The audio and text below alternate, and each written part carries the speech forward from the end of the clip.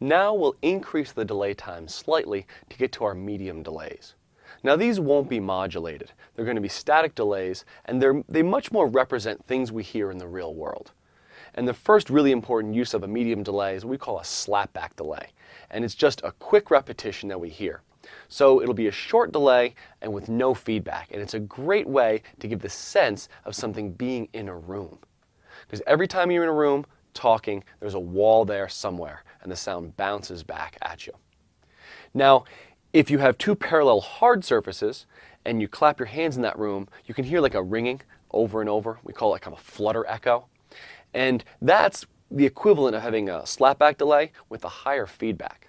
Usually we try to avoid that kind of sound, but the slapback delay is very, very useful. Sounds great on guitars and also vocals.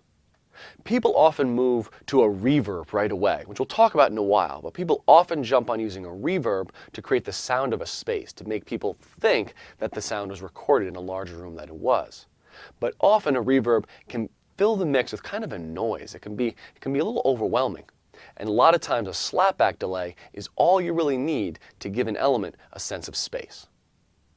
As we move into medium and long delays, we start imitating the sound of real spaces. We also will start moving into more complex delay plugins like the stereo delay we're seeing here.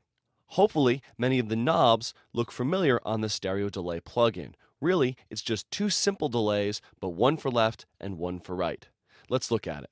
First, we have a delay time for the left-hand side. Then we have a feedback control for the left-hand side, and we have a dry-wet control for the left-hand side. Additionally, we've added cross feedback, which allows us to feedback the left signal into the right-hand side, and we have cross feedback from right to left. These are very common controls on a stereo delay. One unique thing that this has added is a filter inside the feedback path, which allows the sound to get progressively more filtered with each delay, which helps make the delay sound different from the dry, which can be very nice at higher feedback settings. One thing we notice in real rooms is that when playing an instrument in a real space, you'll often hear a very loud reflection off a nearby wall. And that reflection can really identify the sound as being in a space. And we can emulate this perfectly with a very simple delay set around 80 milliseconds for our delay time and an output dry-wet of around 20%. First, we'll hear the keyboard part without this, and then we'll introduce the slapback delay so we can hear what it sounds like. So this keyboard part's a little dry, a little too much in your face, and a little without space.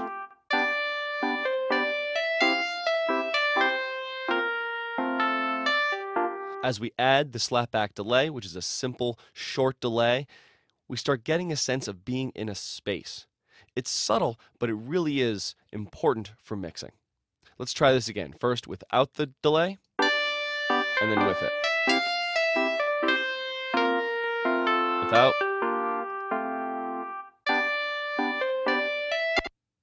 And when I stop, you hear that end little delay at the end. So that can be quite effective. Now, if I bring the dry wet up more, it might be a little too much. Let's hear.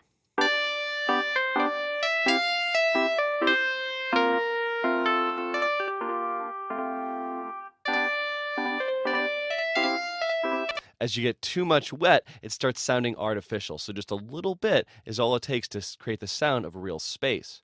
Now, if you want to take this idea of a slapback delay even further, you might want to change the delay time just slightly in the right and left-hand speaker. That would tend to emulate being a different distance from two walls in the same space. Let's try just a little bit different in the right-hand side. Let's hear it first dry, and then with the delay.